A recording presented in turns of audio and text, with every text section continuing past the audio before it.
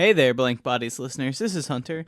Just coming in with a quick little announcement before we hop into the episode. We're back from Gencon, rested and ready to dive in. We got a bunch of stuff coming up. We still got a couple clans left to dive into. We've got Hunter Month coming up. We've got our always fun Halloween hijinks to plan, but we did do a live show at Gen Con, and we've got that recorded.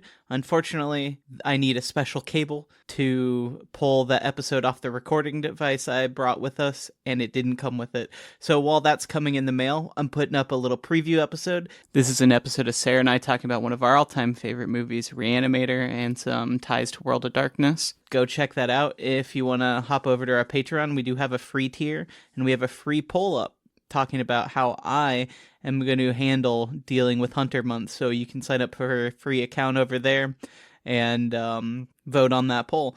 We also have a couple goals for our patron. $7.50 a month. We're going to give away pins to everyone who's a member at a paid tier. And then at 1,000, we're going to do the Comisode and do our first video series. So we got a couple video series in the plan. But we appreciate all the support and enjoy this episode. We'll have the Gen Con live show coming out later this week as well. And a Patreon episode up soon too. So enjoy all of that and have a good one.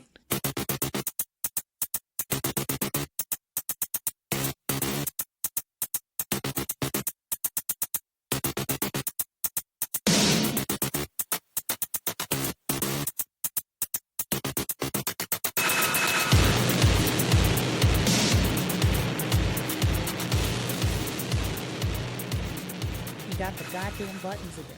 Not only do I have the buttons, but hi and welcome to Blank Bodies, a Vampire the Masquerade V5 tabletop and horror podcast. I'm your host, Hunter, and I'm joined by... Oh, it's just me today. Just Sarah. Just this one, dealing with some personal issues, so we are recording a last-minute episode. I know we've gotten a little bit behind, so we are busting buns to get caught up. So we are doing this, and then next week we are going to start the Kindred, the Embrace series, but I feel like it would be not fun to do a 5-part series where John just missed the first 2 episodes. Yeah, that would suck. We're trying to include the homies. Also, brain health, mental health, important. But we're going to get you a couple Patreon episodes this month.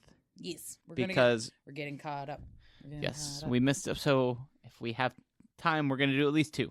Mm-hmm. I'd like to get 3 in because we missed January and February. But if not, we're at least going to do 2 and then 2 next month. Yes. We'll see how much cramming we can jam into our schedule. I mean, we can cram and jam a lot of things. Absolutely. Yeah. Speaking of cramming and jamming, what are we talking about today? We're talking about Reanimator.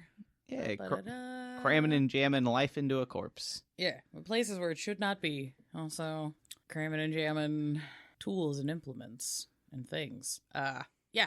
So, Reanimator, for those who are somehow not aware, because I've run into people recently that have been like, I've never seen this film, and I'm like, how? You know who you are. You know, bitch.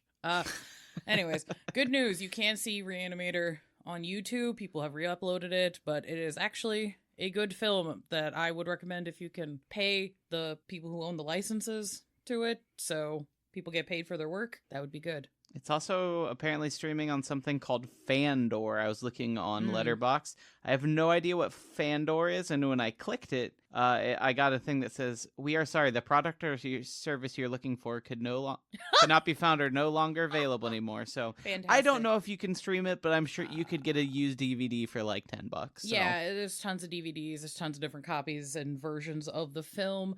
It cycles being on and off for streaming on Shudder. As of recording right now, it is not on Shudder. But like I said, you can get it on the YouTube. You can get the entire trilogy for $15 on Mercari right now. Oh, hell yeah. We love an accessibility queen. Yeah. Big ups, Mercari. Anyway. So, for those who don't know, Reanimator is a horror comedy? Yeah. Made in 1985. Very dark comedy. Very dark comedy. It's not. I would not say it's a horror comedy in the style of what comes out now as a horror comedy. It is not. This is not a. It is not scary movie. It is not self-aware. It never looks in the camera and says, "Get the joke." Wink. None of that shit. Yeah. No. It is funny in the kind of like, haha, what the situation is so ridiculous. Laughing is the only rational response. Yes, it's a comedy in the way that tragedies used to be considered comedic. I mean, I like a lot ways. of dark comedies like that where you're just like, what is happening? Insanity. Yes. Yeah. The film is directed by Stuart Gordon, and for those who do not know, Stuart Gordon is more of a theater guy. He's known for doing extreme and experimental stage productions in the Midwest area. I think he's mostly based out of Wisconsin. That sounds right. Yeah, his alma mater is Wisconsin-Madison, which is cool. I know he's also done a bunch of work in and around the Chicagoland area as well. So, surprisingly, sometimes being a theater kid does not mean you're just an annoying attention-seeking asshole. It looks like one of his first films, I'm looking at his filmography, is actually a comedy set in the bleachers at Wrigley Field. It's about a bunch of fans watching a game. It's not about the game, it's about the fans watching the game. Hell yeah. So, he is the director. This film is also infamous for the performance of one Jeffrey Combs. And I honestly think there should be more flowers for Barbara Crampton because she is acting her ass off in this film. She's amazing in like 3 movies. Unfortunately, a lot of them, not her fault. A lot of other movies she's in, not that good. But Yeah. it's more the quality of the writing and not the acting generally. It's, like, she's a really good actor. I think it was just a problem of great actor, bad time period for looking for the work that she was doing. Yeah. Like, if she was, like, more active these days, I feel like she would do really well in, like, the A24 crowd. Yeah, but she is, she's also in From Beyond, which is a semi-sequel to this, and as well as a bunch of the Puppet Master movies. So... Yeah, if you're into cheesy and or B movies, you will see a Barbara Crampton and go, ah, yes, I know this lady, and I know her titties. Yeah, she's in Castle Freak and Chopping Mall as well. Hell yeah. Which Chopping Mall rules. It does. Just she's in a lot of films where there's like really good like head exploding scenes. I love that I just immediately brushed over Jeffrey Combs. Although my favorite fact with Jeffrey Combs in this film was he picked up this role as Herbert West because he needed the money and he didn't think the movie was going to get that much attention. The movie got so much attention that he's become the like go-to, oh, we're making an H.P. Lovecraft movie, we got to put this guy somewhere It's in him there. or Sam Neill. Somewhere Jeffrey in there. Combs or Sam Neill. We're doing a spooky Eldritch thing. Get one of those two fuckers. Yeah, he's also in From Beyond, but he's got a ton of great films. He's in The Man with Two Brains, the Steve Martin like sci-fi comedy. Hell yeah. He's in Robot Jocks. That's basically the BattleTech movie. Yeah, he's in several episodes of Star Trek. This man is a working actor. Yes, if you've watched Star Trek, you have seen him. As several aliens. He plays a lot of different characters in Star Trek. He's also in the weird Charles Band movie Dr. Mordred, which was just a Doctor Strange movie. And last minute, they lost the license, so they just changed the character's name and put the movie out anyway. I don't know. Have you not seen that one? It is really good. He basically plays Doctor Strange in that. Oh, that's so cool. Hell yeah. Definitely track that one down. It's very fun. It's very, very stupid, but it is a low budget. Wait, was this one done in like the 70s? 92. 92. Okay. I was aware that there was a Doctor Strange movie done in the 70s that also ended up being a knockoff because of like licensing issues. Yeah. Oh my God, that's so funny. I think this one was recorded earlier and it didn't get released to 92. I don't think it was recorded all the way back in the 70s though. Yeah. So, we're spoilers for Reanimator. But small preview of the plot is a young Herbert West is working with a Dr. Hans Gruber on a medical solution to the problem of death and mortality. And then everything goes wrong. Yeah. The movie starts with immediately a head explosion, which is just peak. We do love a good head explosion. And then he goes to Miskatonic University. Gonna be honest, the movie does not follow much of the plot of the original Reanimator Herbert West short story done by H.P. Lovecraft. No, and the movie is so, I think, iconic that pretty much anything else that does contain, like, the Herbert West story is more based on the movie than the short story at this point. Yeah, Reanimator kind of suffers from the similar success problem that the Dracula films do, where the film got so big that nobody really pays attention to the novel. Which is fair. I've mentioned it before, but I have a huge love-hate relationship with H.P. Lovecraft's writing in general. So often it's not the worst thing in the world to just throw a lot of that to the side. Yeah. Good ideas, execution is a bit wordy. Yeah. Though, I will recommend if you're somebody that has a hard time with reading and attention stuff, the YouTube channel Horror Babble has a really good team of narrators for a lot of H.P. Lovecraft works and other things in the kind of spooky Cthulhu-verse. And they do have a rendition of Reanimator. Nice. It's like a tight 90-minute story. So if you just want to pop something on during your commutes or whatever, I recommend it. And also, that's just a really good YouTube channel for like audiobooks. So hell yeah. But yeah.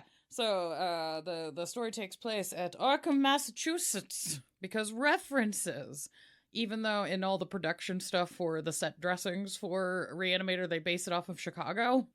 Like, Stuart Gordon mentions that the design for the morgue that's in the film is based off of his recollections of the Cook County morgue in Chicago, because he was specifically trying to make the design for the film more based in contemporary science as opposed to doing like spooky gothic horror. I guess the best way to explain it is still gothic horror, but it's been modernized to account for like advances in contemporary science. Yeah. Like Stuart Gordon has a lot of interest in kind of updating gothic stuff for more modern times, which I think is interesting because his initial interest in the story was, I want to do a vampire and or Dr. Frankenstein story, but I want to set it in modern times. So he wrote a play, which then got turned into a TV series script, which then became the movie. Interesting. It'd be wild to see how this would have turned out as a TV series. Yeah, I don't know. It's such a tight story because, fun fact, Reanimator is also a tight 90 of a film. So if you want to put something in that's not a huge eat of your time, recommend that. But yeah, so the plot, Herbert West goes to Miskatonic University and is continuing his experiments and runs into the awful Dr. Hill, who's a plagiarist and a creepy guy. And just all the experiments go wrong. And, you know, we also get to watch the fun character of Dr. Kane also just like lose his career to Herbert West going insane. Yeah, he's really good in this. It's unfortunate. He also kind of suffered as... Oh, the actor for that? Yeah, not doing a whole lot after this. He is in the Prophecy series, the weird, like, Christopher Walken, like, Christian horror, I guess, series. The Prophecy series? I'm trying to remember what the fuck that is. There's a ton of them, but they're all, like, most of them are direct to video, I believe. My brain is trying to cross the Prophecy series with the Warlock franchise, and I know those are not the same. No, there are 5 of these. So the angel Gabriel comes to Earth to collect a soul, which will end the stalemate war in heaven, and only a former priest and little girl can stop him. But I feel like I have watched at least 2 of these films on TNT's Monster Vision with Joe Bob Briggs at some point. They are really dumb, but they're really fun. I mean, Christopher Walken plays the angel Gabriel, and Viggo Mortensen plays Lucifer. So Viggo Mortensen is the devil? Yes, they're very... Hell yeah. They're very forgotten about movies, but they're fun. Might have to stream those films in the Discord, because I know I have seen these films, but I have no recollections of them. If you want a vibe for what the movies are like, the only other things the director directed were the Highlander movies. Oh, Jesus. Including the sequels. Oh. Backdraft 2 and Hellraiser Prophecy, which I think that's the one you like, right? Is that like the 6th one? It's actually... Okay, no, I'm wrong. It's a 20-minute crossover between Hellraiser and the Prophecy series, in which Lucifer blackmails a young woman into solving the Lament configuration in hopes of bringing the Cenobites into the Second Angelic War. I didn't know this existed. Holy shit! I'm digging some shit up. We have rabbit holed in real time. That's amazing. But I need to find this. Apparently, there's so many Hellraiser movies that aren't good that they kind of all blur so together. Hellraiser Prophecy just sounds like one of the ones I don't give a shit about, but apparently that sounds wild. So just based on this synopsis, are we confirming that the Cenobites are in fact angels? That's crazy. Or they might be deep. Or are they like a third party? Yeah, who knows? We'll have to watch that to confirm. Yeah. That we might have to do the prophecy series now eventually. It's also very World of Darkness coded, unfortunately. Fortunately or unfortunately. Which is part of the reason why I wanted to talk about Reanimator, because I'm like, this fucking movie is so WAD coded. I think vice versa. Well, Reanimator came out before WAD. My first vampire character was based on Herbert West from the movie, so I mean... Yeah, and at least in terms of Vampire the Masquerade, I feel like Reanimator is such a good source for any kind of medical based kind of more contemporary urban horror problems. So I feel like they work particularly well for like Zamitzi, Tremere, and like Hakata characters to pull from. So I'm just like, if you need inspo, like just go pull this film. Go pull this film, please. Mike, we're gonna get in the movie, but my character was based on Herbert West, and he was a Malkavian who was convinced that he could cure vampirism, and so he was using he had gotten vicissitude and was using it to try and bring like corpses back to life. And he thought if he could do that, he could bring himself back to life. There's also a weird amount of Malkavians that do very Herbert West things. Yes. Not that I didn't have to talk about that recently in the Revenant episodes, and I'm just like, oh no. Somebody's getting added to the NPC deep dive list. Why face? Oh, I was just continuing the rabbit hole. Apparently, if you have $40, there's a DVD collection that includes, at the time, the entire Hellraiser and Prophecy series on one box set. What? So I guess they are like canon to each other because of that one short film. It's bizarre. That's wild. So yeah, getting into like I don't really need to go into the plot of Reanimator too much. I thought I was gonna have to get into it more, but it's just like, yeah, I think I synopsized it with Herbert West is doing a science and everything goes wrong. Like literally everything goes wrong. Experiment is out of hand. His assistant just loses his fucking mind. Herbert loses his fucking mind. There's a doctor trying to steal his work. Which, low-key, I really want a design of that scene where Herbert West is taking Dr. Hill's head off and is just screaming plagiarist. Like, I just need that in my life. That's a great scene. It's so good. I, out of context, will snap pencils in games as a reference to that scene where Hill's just like giving bad science and Herbert's just like snapping pencils to interrupt the lecture. Just Jeffrey Combs puts in just such a cunty performance and then was just surprised that it got as big as it did. He's like, yeah, I just needed a job. This is a know nothing. This is a crazy script. It's so niche. Why would anyone care? And it just became like one of the biggest horror films on the planet. Yeah, I would say this is like, last year I had a friend who's like, I haven't watched a lot of horror movies. I want to get into them. So we made like we're going to watch a movie every day in October. This was like one of the first ones I put on. I was like, this is one you have to see. Like, you can't not see this one. It's so good. And there's so many references constantly to it. Yes, so, definitely. Hell yeah. But yeah, one of the things that I thought was interesting reading over the production stuff for this film, Stuart Gordon cited the Hammer horror film Revenge of Frankenstein as one of his big inspos as well for the film. I need to rewatch that one. Yeah. It's been a while since I've seen Revenge. It's really good. I enjoy it. So, yeah, so it's like, oh no, we accidentally built upon what we were doing where we did the Hammer episode and now a thing that is produced because of the Hammer franchise. Woohoo. But kind of the fun thing with Gordon's desire to have the science and everything be more grounded, which I think adds to, because the science and everything in the film is so grounded, it allows for the wackier sci-fi elements to kind of just run amok, and it doesn't seem like it's too just like silly. Yeah. Which is kind of nice. But it's also kind of extra interesting because not only is the set designs meant to be based off of like actual working morgues and like medical hospital spaces, the special effects team used forensic anthropology and pathology science that they had up to date in the mid-'80s to design the makeup for all of the zombie corpses in the film. Nice. Which is partially why they have such a distinct like look for the Reanimator corpses compared to like other zombie films. Because they look like real dead bodies. They actually look like really dead bodies. Because I will geek out, and I've geeked out for years about like, oh yeah, no, like the bruising makeup on the corpses looks really good. Like you can see where the blood is pooling due to like livor mortis and all that kind of damage and whatnot. And I'm like, oh, that's really, really cool. And then having researched recently go, oh yeah, no, they've specifically were like citing actual science textbooks to inform how the makeup was done, which is cool as fuck. Which leads into a slight hyperfixation I have, because forensic anthropology is more of a newer science in the ways that like we understand it now. And I'm going to pull up my note. Haha. Yeah. So I did confirm. So do you know about the body farm?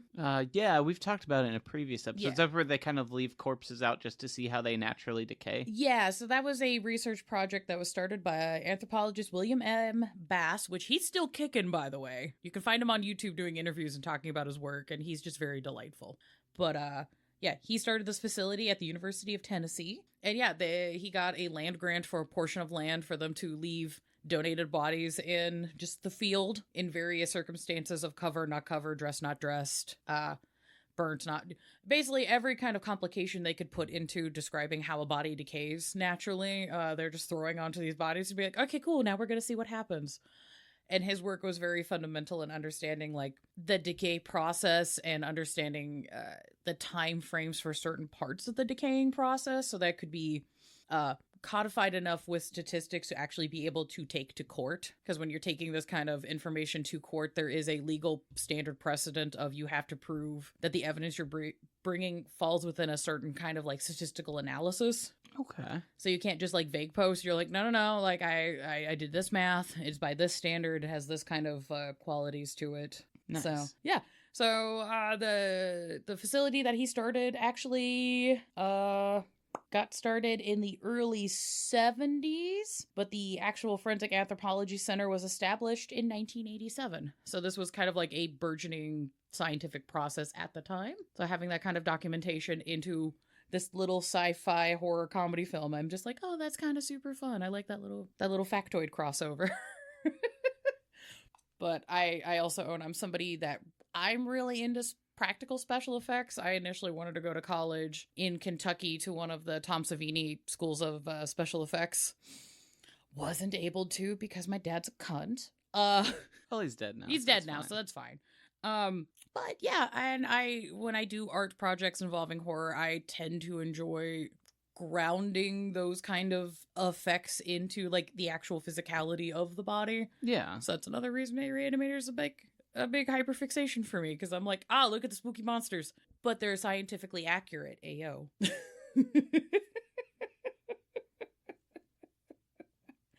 And another kind of fun fact with the special effects team, the amount of blood on that set apparently is rather unprecedented, at least for that special effects team, because the guy who is in charge of it has acknowledged that they used 24 gallons of fake blood over the course of the film, which is still to this day the most blood that guy has ever used, specifically. I'm trying to look up who was the special effects head, because I'm spacing on the name. I'm very tired, guys. I'm so sorry. It was finals week, and my brain is... Ugh. Oh, it was John Nowlin. That's who it was. I was like, I know this guy's name. God damn it. Interesting. I'm not familiar with his work directly. I mean, I've probably seen stuff he's worked on. On top of working on the Reanimator film, he is also known for doing the 2001 Planet of the Apes, Beastmaster 3, Biodome, Highlander 2, The Quickening. Highlander comes back again. Comes back again, baby. Honey, I Shrunk the Kids, which is where we get Jeffrey Combs again. Halloween 3, Season of the Witch. Yeah. Halloween 3, good movie. Good movie. Fuck y'all, it's a good movie. I'll fight. I'll die on this goddamn hill. But yeah, that is kind of the... Oh, last little special effects note. The Reanimator agent, like that glowing green yellowish fluid. Yes. Apparently it's just luminol. Okay. Yeah, I've done cosplays of Herbert West before, and I just fill syringes with highlighter fluid, usually. So you just like crack open the highlighter pen, soak the ink and cartridge in water, and just siphon up the fluid into the syringe and cap the syringe. I'll be honest, if you're getting... There's two types of luminol you can buy if you want to do special effects stuff. There is the training luminol, which does not preserve DNA. That's why it's the training luminol. It's cheap as fuck. There's the luminol that doesn't destroy DNA, which is usually used by like actual forensics people. Yeah. That's just expensive. But as far as I've seen on film, the more expensive luminol does fluoresce brighter than the training luminol, but it's not enough that I could think of for most projects that really making a difference. Okay. So, fun fact, if you ever decide you are doing a film project and you need prop luminol, you can buy training luminol for like dirt cheap. Nice. Also, I was looking at it. Interesting about Honey, I Shrunk the Kids. Stuart Gordon actually wrote, he's credited for story. Him and Brian Usna, who produced this and then directed all the sequels. Yeah, well, the thing with poor Stuart Gordon, because he did really well with Reanimator. I know he did another project or two, but then he got picked up to do Honey, I Shrunk the Kids by Disney. He went to one meeting with the Disney execs and fucking hated it so much he backed out of the project as much as he could. Damn, okay. Yeah, like Stuart Gordon's a like small project DIY like theater guy, and he just cannot handle the Hollywood system at all. Like his brain just is like, no. Which is part of the reason why there is a Reanimator musical that he did based on his own work, which there are several theater companies that have done their versions of it, including Stuart Gordon, and you can find those videotapes on YouTube. I need to watch that still. Yeah. So it's super fun. I definitely recommend Reanimator the musical. It's a good time. I appreciate that people upload live productions for us to all watch, because some of us can't go. But if you can go to live things, go. But Reanimator also just sits culturally at an interesting point in time, because it came out like right at the boom of the VHS era, which is kind of where the film really struck big. It did do well in theaters. At least from what I'm able to see, there's some contentions on the cost of the film. Because I'm seeing some people saying Reanimator cost $900,000 to make, and then I'm also seeing $1.3 million, which, you know, considering how special effects heavy that film is, and this is also 1980s money, I'm like, honestly, you guys did pretty good for the budget that you had. Like, that's because some of the special effects are just ridiculous, because there's like several actors in full body paint as corpses. Yeah, some pretty intricate gore scenes. It's really intricate gore scenes.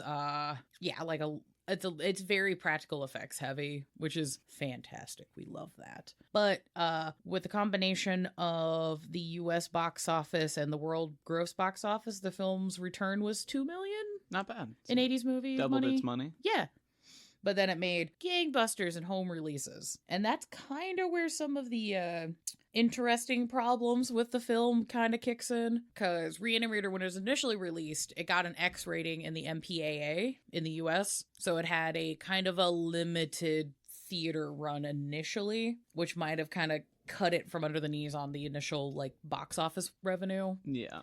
So the film got resubmitted with some edits in it for a theatrical R release, and then did better, which apparently is a version of the film I have never fucking seen in my life. Yeah, most of the like home releases are that original quote unquote X. Yeah, it's the X, or there's a quote unquote director's cut, but it's also, Stuart Gordon's also said that he didn't write off the director's cut, so there's a director's cut that's not actually the director's cut. Cool. Which is funny. Kind of also sucks because part of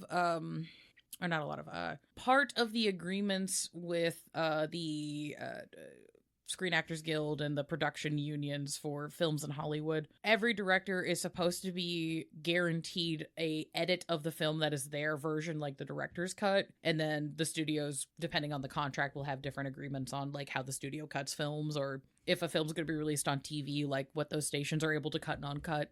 Yeah, but there's supposed to be a standardized, this is what the director's intent was, and technically for Reanimator, there isn't one. Yeah, there's a lot of different cuts, though, apparently. Yeah.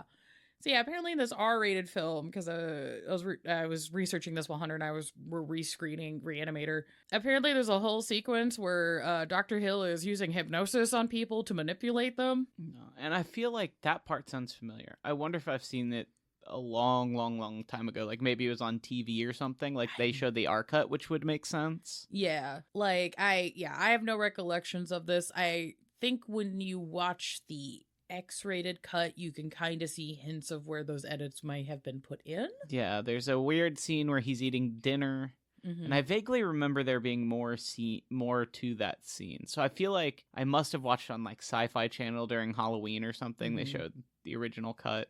Or the R cut, I guess. Yeah, I apparently have never seen it, because there's also a subplot where Herbert West is like injecting himself with the serum, basically as kind of like wake up juice cocaine, and the movie implies that that's the reason he's going crazy over the course of the film. I've literally no memory of this.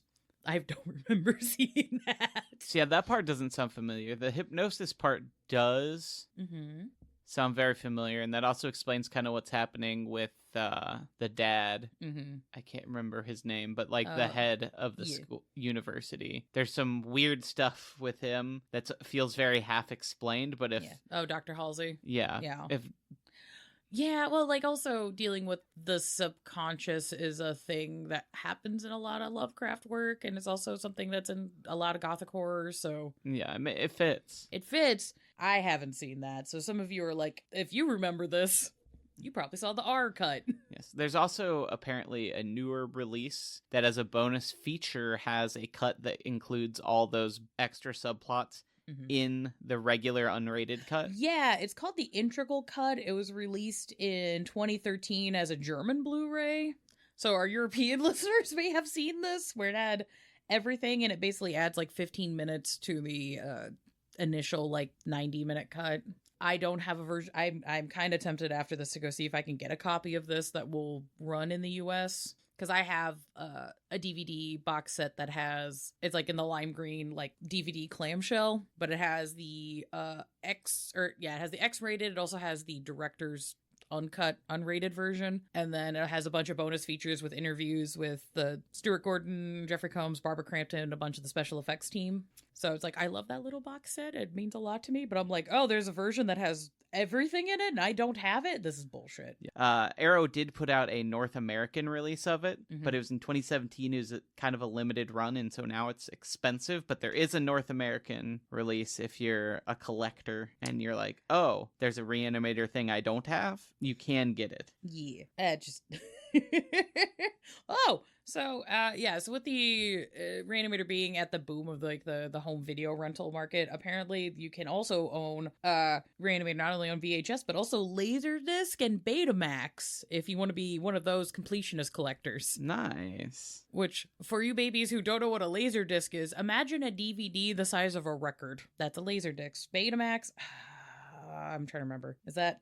Yeah, Betamax, it looks like the mutant baby between a 8-track and a VHS. Interesting. That's what it looks like. I've never really fucked with Betamax. I don't know that media platform very well. Never had one. It's one I'd never even really seen stuff for secondhand in the shops. I feel like people are into it, have it, and don't really let it go. And a lot of it probably got pitched. So yeah. So hooray. So I don't know. I kind of enjoy the archiving of physical media and stuff like that. So I don't know if there's versions of Reanimator that exist on Betamax that have weird edits that we don't see. I have no idea. That might be something to look into at some point. Yeah, and definitely, as I'm looking, don't go and buy the bootleg versions out there of it on Blu-ray. Don't do that. Don't do that. It's not a Google away.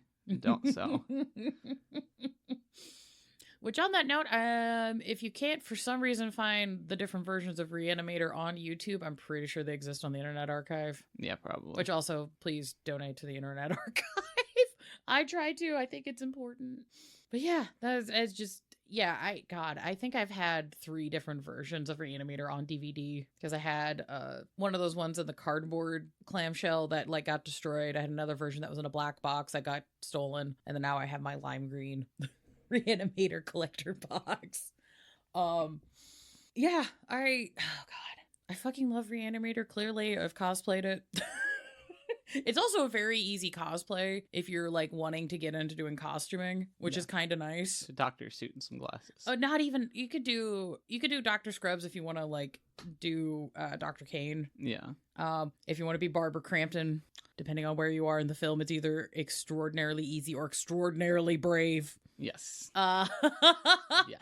But doing a Herbert West cosplay is usually pretty easy because it's just like a white button up at the skinniest black tie known to man. Yes. And then you can get like little vials and stuff and just fill it with highlighter fluid and do some blood splat.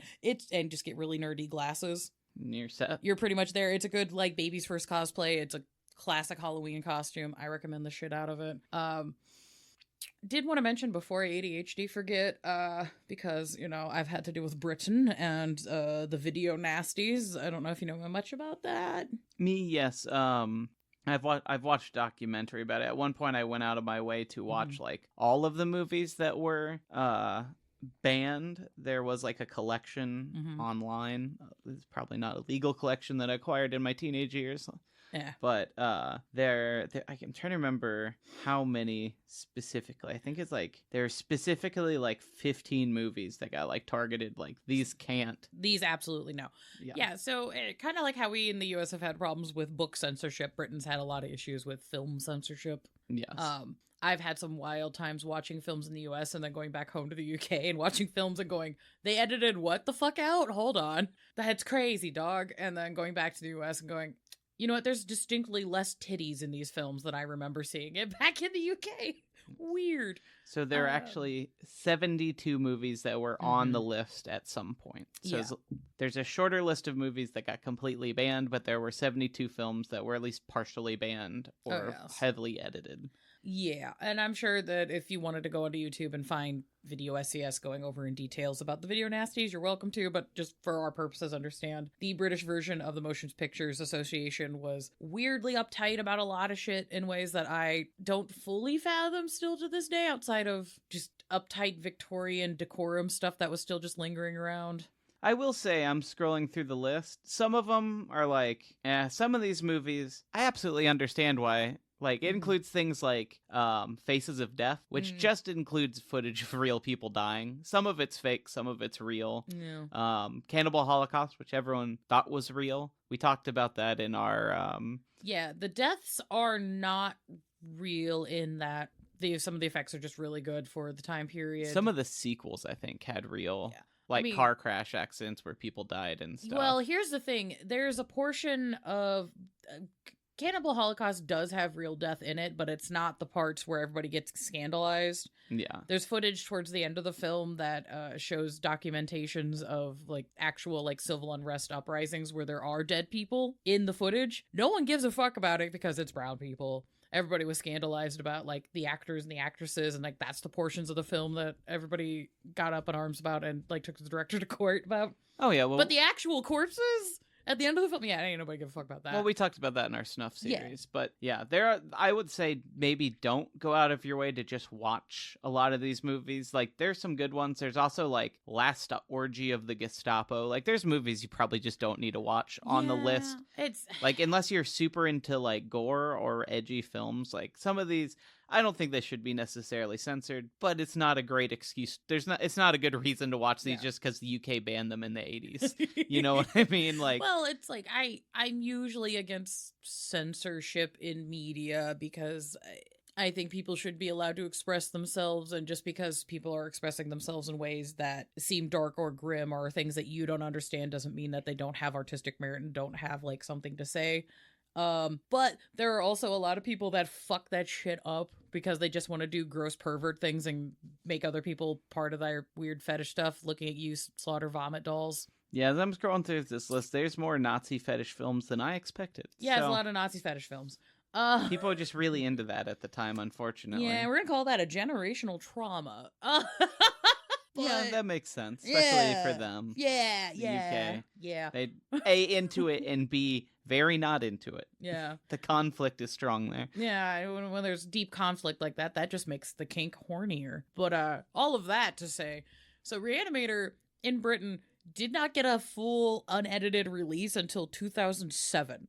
The three big things that kept getting cut out due to like the censorship in Britain was the scene where Barbara Crampton is almost getting eaten out and sexually assaulted by the head of Dr. Hill. Yes.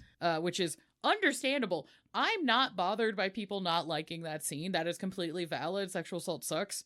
But I do give this movie a pass on it because I don't think it's shot in a way that's like actually tantalizing. It is making it uncomfortable, and they're showing that sexual assault is evil. Yes. It's the text of the film. Even Herbert West interrupts the scene by like giving Dr. Hill shit for being gross and creepy. Yes. Like, at no point in the film is the scene as like kind of a sexy and or hot thing. No, it's not not presented in a way where it's like, ooh, something bad's happening, but don't you like these titties? It's bad. It's not just like, oh, isn't it bad that she's being taken advantage of? Like, there's a lot of horror movies that have scenes like that, where it's like, particularly in this time period, where you're clearly like, okay, someone is filming this like they're into the nudity, even though the scene is horrible. Like, it's kind of shot, I guess you could say, the male gaze, but generally just enjoying it. Yeah. Even though the scene is uncomfortable, this one's just uncomfortable. It's not a good time. Not fun. So I'm like, Stuart Gordon gets an A+ for being a feminist, I guess. That's the best way to put it. Yeah, there's a lot of horror media, and I guess at some point I can talk about that later, where it's like using violence and sexual violence against women and other like feminine-esque characters as a way to just get tantalization in, as opposed to like actually describing the horror of the situation. And it's kind of like, it's part of the reason why I don't like a lot of slasher films. Yeah, I like a lot of slasher films, but I can be picky about them. And I think they are the closest I get to like I do not like a lot of the New Extremity or like the really, really gore heavy movies. But I think slasher films a lot of them end up in that safe space where like, these are really cool effects, but it's also like goofy enough that I'm not like, it's like, I'm okay with some of the extreme films. It just kind of depends, because it's like, I really like Martyrs. I don't like the Terrorizer series. Yeah, those movies suck. If you like them, I understand why. A lot of people like the effects, and it's kind of a DIY thing. Yeah, but it's like, I respect the DIY thing, and if people like really intense gore effects, like, that's fine.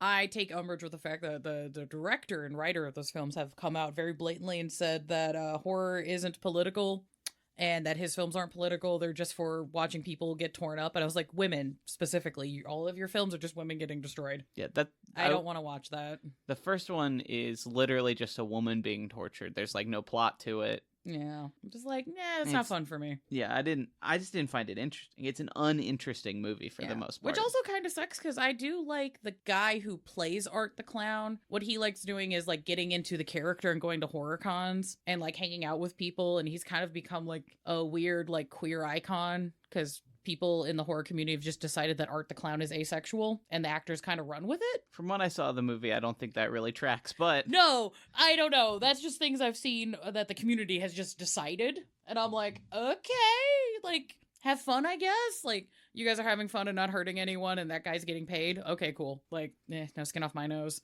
But I'm like, oh no, I'm not going to participate in that franchise, just because I'm like, all art is political. I'm sorry. Like, if you as a creator can't just admit that base fact and admit your weird base privilege that you can think you can say art isn't political, I'm like, that's crazy, dog. No, thank you. But yeah, so sorry, the ADHD is really strong on this one. So yeah, there's the Barbara Crampton getting assaulted on the gurney table scene.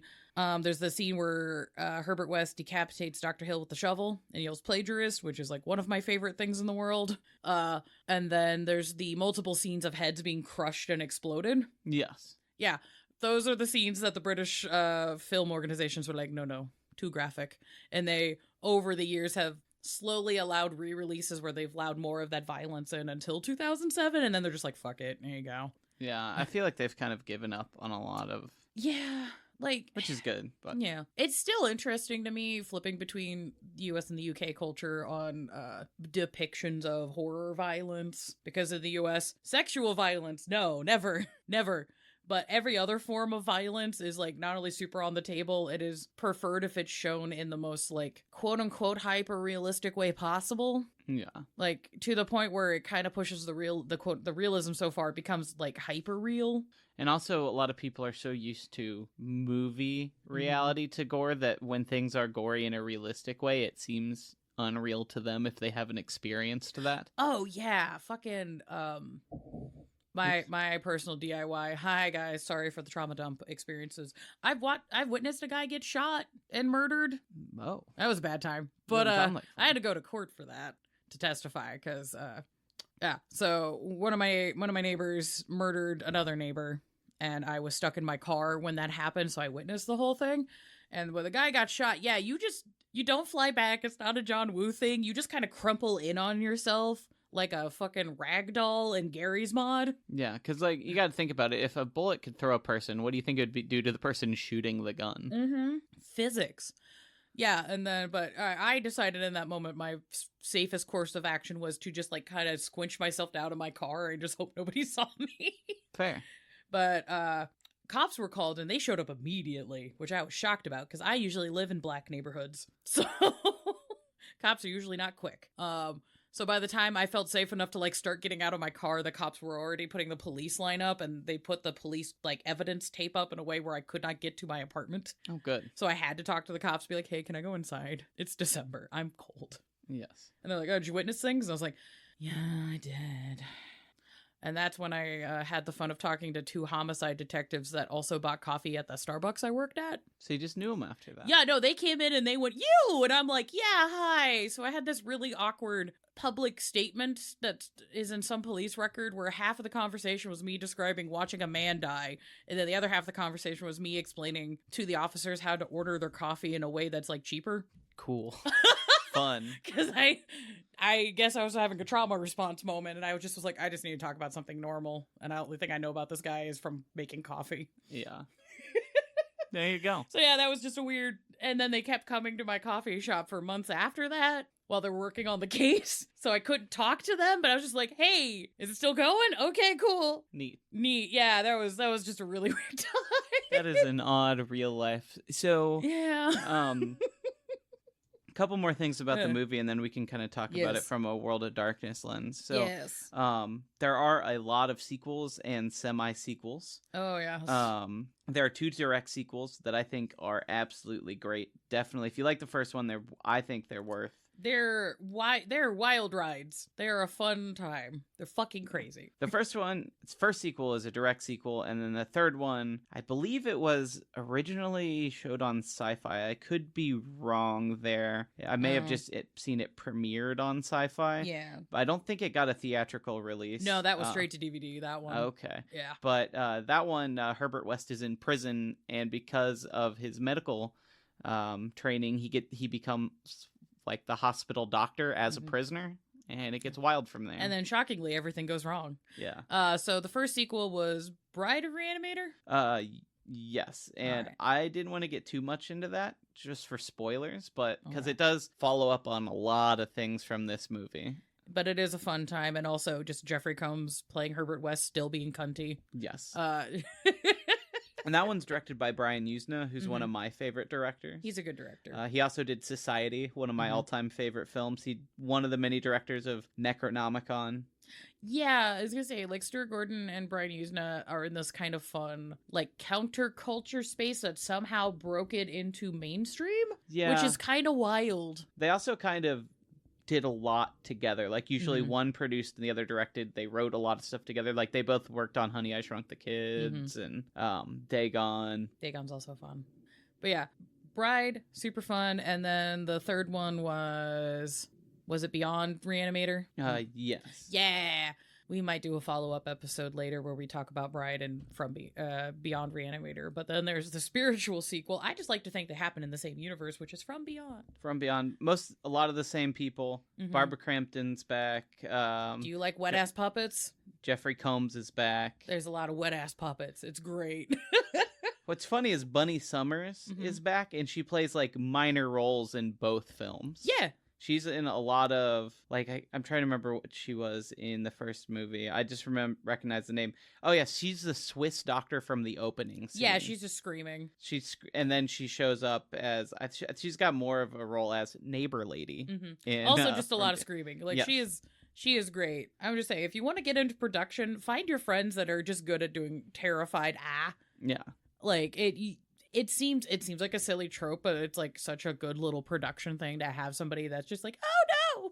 Yeah. A lot of them also worked on Dagon. Hell yeah. From 2001. Also a great movie. Yeah, I would say From Beyond, hornier than Reanimator. It's a lot hornier. Yes. So be prepared if you're somebody that's like, I like my goopy puppet monsters. They don't have to be horny. And I'm like, well, too bad. There's also a giant worm puppet. It's great. In my other Patreon episode, we'll just talk about the sequels to Reanimator. Yes. Later. don't want to get into it too much, but There's also a modern, more what? direct sequel. What? I hated it. I'm gonna Really? be very, I missed this very entirely. blunt. What the fuck is this? So it's called. I just had it pulled up 1 second here. Yes, it's called Suitable Flesh. Oh! It's a Joe Lynch movie that came out in 2023. It is set in the same hospital. Like, I believe they have, like, the son of the security guard plays a security guard in the hospital again. There's a couple nods to Barbara Crampton's back in it. I thought it was a terrible fucking movie, though. I hated it. I didn't know it was supposed to be a direct sequel. So I've seen trailers for Suitable Flesh, and I was like, okay, it's been on my short list of I'll get to this when I have some free time. It's based on a script that I believe that Stuart Gordon had written but never got made. Okay. And then He passed, unfortunately, R.I.P. Yes, and Joe Lynch came around and directed it. Okay. I'm not a fan of Joe Lynch. I don't really like his work. What other films has overtly, he done? He did Wrong Turn 2, Knights of Badassdom. Let's see what else. Mayhem, Point Blank, a bunch of stuff I've never heard of. But yeah, he's got a bizarre and like I don't know. I don't mean to talk too much trash, but I watched it on Joe Bob. They did like a special where they had him on, and just it was terrible. Like he made me like the movie less. Like he couldn't stop talking about how like this movie is some like lost classic by Stuart Gordon, and it's like a direct sequel. Not good. It's like weird. He's trying to make it like a 90s Skinamax movie mixed with like a Stuart Gordon film. There's like a lot of weird, like, it's the opposite of what you're talking about. There's a lot of just like weirdly sexy, like trying to be sexy scenes, but like it's shot like a 90s film, so none of that's tantalizing anymore. Like, yeah, because it's like Stuart Gordon's work does get into like sexual taboos and things, but he doesn't do it in a way that feels icky. This movie is it's unsexy, yeah, and it wants to be really edgy, but it feels like it's being done by someone who's so out of touch that it also feels very bland and like the way they little spoiler, like the way they denote who the villain is like they have these long like overly dragged out scenes of like them smoking weed and like in that weird Gen X like isn't weed cool? It's like you can buy weed. It's like legal now. It's like it's not that edgy to have characters smoking weed in a movie in 2023. No. I don't get it. And it sucks because like there's a really cool setup and then there's some really cool scenes at the end, and the middle part just nothing that interesting. Sucks. And it sucks because it's Barbara Crampton. They also have Heather Graham is one of the main characters in it. There's a lot of interesting stuff going on. It just did not do anything. Just did not land well. And then, again, one of the things that turned me off is that the director has just been on Letterboxd arguing with people who gave it bad reviews. Which is like the worst aura you could possibly have. Crazy.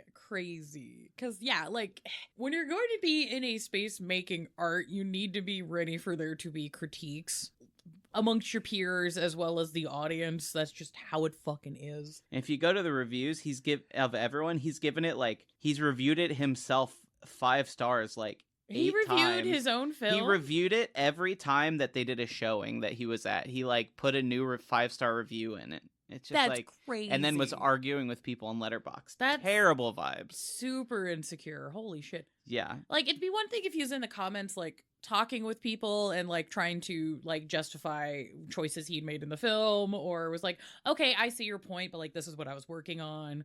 That would be one thing, and I think having social media to allow creatives and audiences to have that kind of dialogue is fantastic. But then you get this, and I'm like, oh, that's so cringe. That's no. I couldn't imagine. If you can't handle that kind of critique, you shouldn't have a Letterboxd account. Like, as a creator, I get it. You know, I make music. I wouldn't sit and read my rate your music reviews all day on stuff I put out.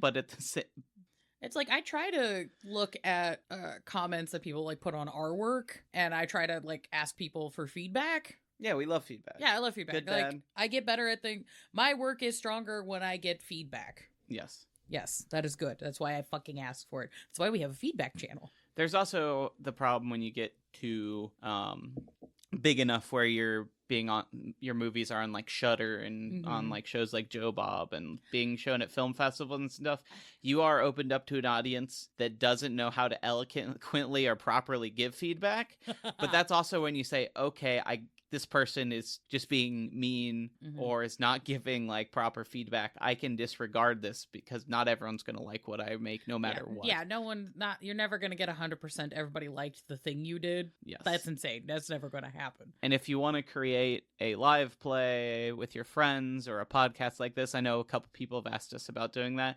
Be ready for feedback and please don't take it personally. It's like, well, there's like, you're allowed to have your emotions. Your emotions are valid. But that does not mean you have the right to be a little bitch about it, I guess. That's the way to put it. I think audiences need to be better at like actually giving constructive critique for sure. Because there's a lot of that. But then, you know, also on the flip side, to quote the slightly problematic Cat Williams, a hater's gonna hate and let them do their motherfucking job. Yeah. Like if your work has gotten to a point where certain kinds of people are ragging on you, that's free engagement, baby. Yeah. Like, let them talk shit. Let them keep posting. That's how you weaponize the algorithm, baby. If someone is that mad that they're posting negative stuff about you constantly, that just means you're living in their head rent free. Hell yeah. It's part of the reason I find it really funny when people get upsetty spaghetti with portions of the queer community, because I'm just like, dog, you're talking like a fan. Bro, you're talking like a fan. Do you have an OF sub? Like, what the fuck, my dude? But thankfully, we haven't hit any of those problems with our work, and I appreciate the little audience we have. You guys are great. Yeah, being like actually competent and going, here's a piece of media that I can like or not like and have thoughts about it, and then I can put it down and go touch grass. Yeah, and actually, I think as we're moving into talking more about how this movie and using it with World of Darkness and tabletop, like, hey, if you're playing Call of Cthulhu, free, go for it. Yeah, like it's a home run, free material. Yeah, real easy. But I think there are even some. I'm sure there are. I believe I've read it though. I'm pretty sure there's a Call of Cthulhu adventure. It's an older one that is also an adaptation of this story or ties into it. Yeah. And if you can't get enough of that too, this movie does have spin-off comic books and all kinds of stuff. But also, someone asked in our last mailbag a good example of like blood magic. This would work. It's close. I mean, it also would tie into like necromancy and vicissitude, but could do thin blood alchemy. This could be blood sorcery. That's pretty much any of the magic and vampire. This would work. I think Reanimator could also be really good plot to pull for like a hunter campaign. Absolutely, yeah. Hell yeah. Especially since they just have that book all about running college campuses, and this takes place on a school medical campus. University medical thing. I will whisper the hopes and dreams of a mage campaign. This would also really work well for mage because you're essentially with Dr. Hill and Dr. West having two different paradigms and schools of thought fighting each other. No, that's just a mage campaign, baby. Yeah, and with that subplot that's in the R cut or the integral cut, whichever you watch, that also means like, that's just Ventru, very Ventru. Oh yeah. Of him hypnotizing people to steal their work. Oh yeah, it's also very Tremere. Yeah, it could be Tremere. Could also be a mage. Could be a mage. Mage with Mind Sphere versus a mage, probably some sort of technocrat. I'm not sure about for what. Well, this could be like a traditions mage fighting with a technocrat. Yeah, or like Order of Hermes. I also think this could be an interesting werewolf campaign. Now, hear me out. You're just trying to stop all of them? Yeah. It's just West and the university and everything has been getting their funding from, like, a Pentech subsidiary, and it's just all worm-tainted as fuck, and then you're just like, all right, werewolves, your plot, go burn the university. There you go. Or you're investigating, you're like, yeah, I've heard about this weird guy at the university that's been doing, like, strange experiments that, like, have upset the spirits in the area. So we've gone to investigate to find out what happens. And then you go into the laboratory and you go, oh no, cat's dead. Details later. I have a pair of sweatpants that just say that down the leg. Oh, I know. It's so cool.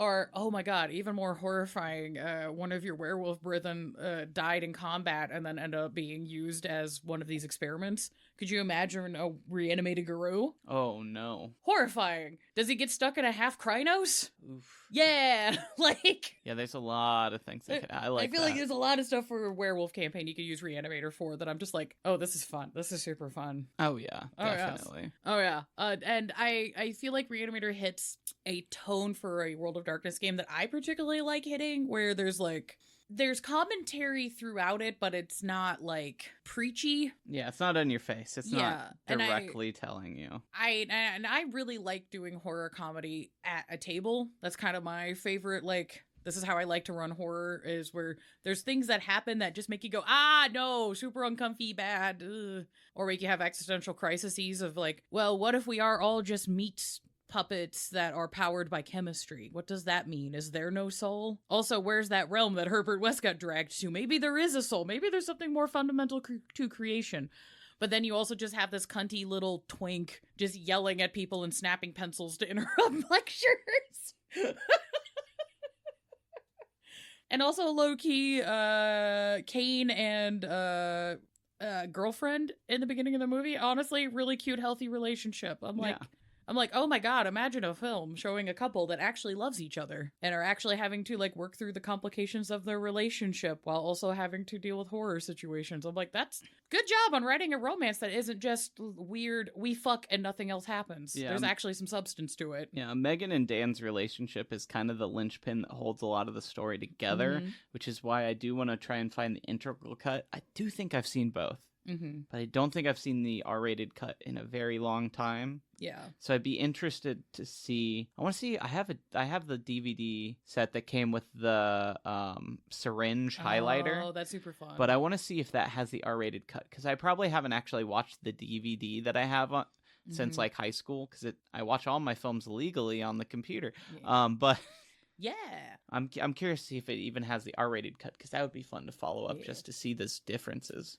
Yeah, and in terms of like also WOD writing, I appreciate the film offers like two types of antagonist, because you have Dr. Halsey, who's like the dean of the medical school, and he's kind of an antagonist, not in a twirling mustache evil villain kind of a way, but in a he's a symbol of like the structure and traditional science and just like the mundane order of things. And he's not even really in the wrong. He's technically not doing anything wrong. Like him trying to stop Dan is more of him like kind of trying to protect one of his students from getting like in trouble and getting too wrapped up in his own bullshit. Yeah, I mean, finding out your students are experimenting on dead cats in their apartment is not something you want to hear as the dean of a school. Like, he's kind of doing the right thing. And then it's interesting because what I can tell from that second cut, he's also being manipulated by the other villain. Yeah, who is the more mustache twirly villain. But I like that his villainy is,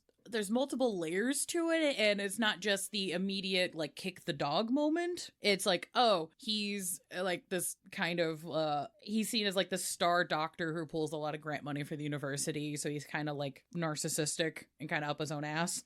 Yeah, Dr. Hill. Yeah, but Herbert West comes in and is immediately charging him with stealing Dr. Gruber's work, so you just have that tension immediately of like the young upstart having to confront with like the old system and the guy who's been potentially stealing work but has no way to prove it. Yeah. And then as the film goes on, you learn that, oh, he's been manipulating Dr. Halsey to like get himself in a cush position. And then you find out that Dr. Hill's been weirdly obsessed with Dr. Halsey's daughter. That's where some of the creepy scenes we talked about. Yeah, where there's just, he's got a file in his office, like, full of, like, newspaper clippings about her and, like, bits of her hair and napkins and just weird shit. And I'm like, guys, that's a good way of, like, establishing a villain, but not having to do it super blatantly. Yeah, and I would argue that, like, West is somewhat of a villain. Like, he very clearly, like, he's kind of set up, like, almost like as a protagonist, but he's clearly like endangering everyone constantly to meet his own ends, which I think is interesting. It's like, if you could cure death, does that justify everything he's doing? Is he a hero or a villain? And he's also like, he's got the medical doctor problem of he's caring more about like the quantity of life as opposed to the quality of life, which is kind of a moral thing I find interesting in medical stories. But yeah, he's kind of, I don't want to say anti-hero. He kind of is. He's kind of an anti-hero. He could be kind of a villain because, like, from Dan's perspective, he's kind of an antagonist. I like him as an anti-hero. He's not the traditional anti-hero in, like, the Han Solo, I feel like, is kind of the example everyone uses.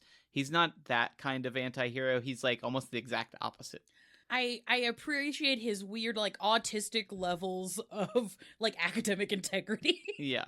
Like, that's, like, yeah, he's doing fucking crazy shit, but it's also like, yeah, but he actually cares about the results and the process, and, you know, he's trying to achieve a goal that if it actually worked the way that he's picturing it in his own head, would be a benefit to all of humanity, but it's not. Yes. And that's where the problems kick in, where it's like, Herbert, I don't think this is working the way you think it is, bud. He's like, no, just more fluid. I'll figure it out. I just got to get it balanced right. And you're like, I don't think people are supposed to scream like that or bleed like that, my guy. Maybe rethink this a little bit. So it's a good representation of a mad scientist, like him and Dr. Hill. I just kind of appreciate like the dichotomy between the two. Yeah, they balance each other a lot. Yeah. It's interesting because Dan as a protagonist is kind of just along for the ride. Like he's set up to be the main character, but he's kind of the audience insert character more than like a hero. Yeah. I mean, he does heroic things, especially towards the end, but... Yeah, well, he's established in the beginning of the film as being somebody who cares about, like, saving lives and wanting to do the good thing, and he's willing to push things a little bit further to attempt to save a life. And then I think that's with a little hook that Herbert West is able to use to, like, aha, gotcha, got him on the reel. Yeah. Now I can have him help me do my crazy thing, which isn't crazy. I'm totally normal. I'm just saving lives. It was like, Herbert, maybe you need to go out. Herbert, I think you're just overstimmied. I think your hyperfixation's gotten a little out of hand. Maybe you should stop injecting yourself with your own serum and have a glass of water. See, Herbert West is what happens when you have a World of Darkness vampire character with no touchstones because you have no one to ground you. To be like, buddy, I'm not saying you're wrong, but you definitely need to sit down, please. Yeah. So I was kind of looking at the comics to see if there's anything mentioned. There is a Reanimator versus Army of Darkness series that's really good, where he kind of has to team up with Ash. I've read some of it. I have not read it. It's split up into a couple series. I think I only read the first one. Oh, hell yeah. But those are all just fun. There's also a bizarre one called Prophecy that he's in. Mm-hmm. But the Mayan doomsday prophecy is coming to pass, and the end of the world makes for strange allies. Vampirella, Red Sonja, Dracula, Herbert West the Reanimator, Alan Quartermain, Athena, Dorian Gray, and more choose sides and clash in battle that decide the fate of Earth and all of mankind. That sounds amazing. Who produced that? Dynamite. Hell yeah, Dynamite. Yeah. Oh, hell yeah. How have I not read this? Holy shit. That sounds amazing. I like that even when it's not directly related to the movie, they just make it kind of look like... It just kind of looks like Jeffrey Combs. Yeah. He's never going to escape. He's like, no one will recognize this. He becomes the face of a classic literary character forever. Yeah. Fucking, also kind of fun thing with Herbert West that I think slides him more into the anti-hero as opposed to an antagonist character. Spoiler for the end of the film. So when Herbert's getting pulled into like the hell portal. Yes. I don't know, the Eldritch portal. He takes his bag with his notes and serum and throws it at Dan. Yeah. Which I'm like, so he hasn't gone full mad scientist. No, but my research, and like clings it with him and drags it into the Eldritch dimension. Well, he wants someone to save it. Yeah, because it's important work. He's like, this might save lives. This is vital work. God damn it, yeet. Well, like that's more important to him than saving himself. Is saving his research. Yeah, which I'm like, that's such a cool character choice. Like, hell yeah. I'm sorry I keep using the word cunty, but like having rewatched that film twice recently, I'm just like, there needs to be more TikTok edits of this man. I'm just saying. I never read it, but apparently he's also in Hack Slash. He's in what? The comic book Hack Slash, the word slash. Oh, okay. It's interesting. It's like a very gory like slasher comic book series. Yeah, I'm not up on that one. I have fallen off the comic book wagon over the past few years, so I have no idea. That's super fun. But yeah, I think I guess the only other major thing with Reanimator, I am acknowledging that the intro sounds a lot like the intro for Psycho. Yes, it does. The guy who did it, the music director for that, he said he did that on purpose because he just wanted to make an homage to Psycho. So he borrowed a lot of like the rhythm Good thing. job. So yeah, that was on purpose, guys. It wasn't the studio ripped off the song, blah, blah, blah. It's like, no, that was an intentional, like, artistic choice. So, woohoo. I think that's Reanimator in a nutshell. It is, I fucking love this film. I will put it on all the time. If you get a chance to watch this movie in a movie night setting with a big group of people, that is always super fun. It is like we said, it is a dark comedy. Like, there are some very funny scenes, even though they're horrific to look at, like the zombie cat fight. Oh god, Jeffrey Combs sells that goddamn cat puppet. Like, fuck, it's so good. But yeah, I've had the fun of like everyone's like, haha, the zombies, everything is silly. And then it gets to the gurney scene and just watching a group, just the excitement I have of sitting there in a room of watching other people watch the gurney sequence. Because no one's ever prepped for it. It's so out of left field and it's very extreme. And I give Barbara Crampton a lot of credit as an actor for like doing that sequence because she is buck ass naked. There's a lot of There's a lot of male nudity in this specifically. I actually didn't know this. My friend we were watching with earlier, John, not the John who's normally on the show, one of the other 19 Johns we know. The John Collective. Apparently the first, we'll call it a zombie, the first reanimated human in the film is butt-ass naked, and it's actually Arnold Schwarzenegger's body double. So it's probably the same ass from the beginning of Terminator when he comes through the portal and you see, it's probably, he's... famous ass. Yeah, those cakes, those cheeks. Yeah. This man is double cheeked up on a Tuesday. Didn't get a chance to do a side-by-side comparison, but there's a very good chance. Hunter, we're relying on you for these aspections. Oh, I like the thing where you made two words one. Yeah. Some sort of English term for that, I'm sure. Yeah, I'm sure.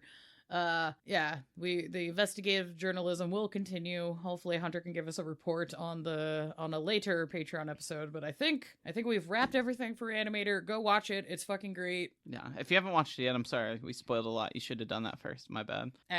It's still good. You're still going to enjoy it. Yeah. I feel like there's no way to really spoil Reanimator. Yeah, you kind of know what you're getting into by looking at the poster or the cover of the movie. Such a big pop culture film. Like so many other pieces of media reference Reanimator, and even then, even if you know what's happening, it's still super enjoyable. Like we watched the movie just now, and I watched it a week ago with one of my partners. Because they were like, I hadn't seen this yet. And I'm like, no, you have to see this. How the fuck? We cannot continue to be in a room together if you haven't seen this. What the fuck? Also just a lot of like artistic aesthetic choices. And if you're somebody who's getting into film, there's a lot of good inspo for doing film on a budget. Yeah. Yeah. Hell yeah. Do it yourself. And also don't do plagiarism. Yeah, no plagiarism, please. Unless it's an H.P. Lovecraft story. I think that's public domain. That's public domain. Do whatever you want with it. Yeah, you can't plagiarize public domain. So go for it. Have fun. Have a lot of fun. Yeah, get some wet ass puppets. No. Also, this is a side note, but we're at the end, and I do want to hit because I have dug deep enough that so there is a comic book called Batman: The Doom That Came to Arkham. Oh. It's about Bruce Wayne is like more of an H.P. Lovecraft style explorer. Accidentally unleashes an ancient evil that then comes to Arkham and he has to deal with it. But Herbert West is in that. And then the year or two ago, they made an animated version of it, and they had Jeffrey Combs do the voice of Herbert West. So technically, he's back in it, baby. This all could happen in the Batman universe if you really like tying all your bullshit together. Look, the DC animation department fucking slaps. He does a lot for DC, actually. He's actually the voice of the Question in the Justice League series, so you may have heard his voice before, even if you've never watched any of this stuff. He's also on Scooby-Doo. He plays H.P. Hatecraft in Mystery Incorporated, if you watched that one. I have not. That's so funny. That one is a bizarre series. I don't watch a lot of, like, children's cartoons. Not my bag. But that one has, like, multiple Twin Peaks references, and it's bizarrely, like an adult cartoon? Yeah, it's still, like, kids would enjoy it, but it is fun. It's really fun. They get surprisingly dark. Yeah, like there's Lovecraft and Twin Peaks and all kinds of... There's like an episode about an evil zombie ska band. I love that. That's so It's good. pretty fun. I'm just saying, if you see Jeffrey Combs, give that man $1. Yeah, just $1. Just give him $1. Tell him it's from us. I'm terrified. Some of our listeners are going to go to a con where he's like doing signatures and they're just going to give him $1 and be like, the Blank Bodies sent this. Yeah, do it. Do it. See what Don't happens. explain. Don't explain nothing. Do it enough that he has to look it up and then join our Patron to figure out where. Do it enough that his fucking assistant has to start doing some weird Google searches. Yeah. But don't be rude about it. Don't harass the man, but, Be polite. Be polite, be respectful, give him $1. Yeah. All right. Well, you're a patron, so we don't need to do all the blah, blah, blah. But have a nice day. Have Thanks a nice for listening. day. Thank you for the support. Make good choices. Drink water. I guess John's not here, so I'll do it. Yeah. Mwah.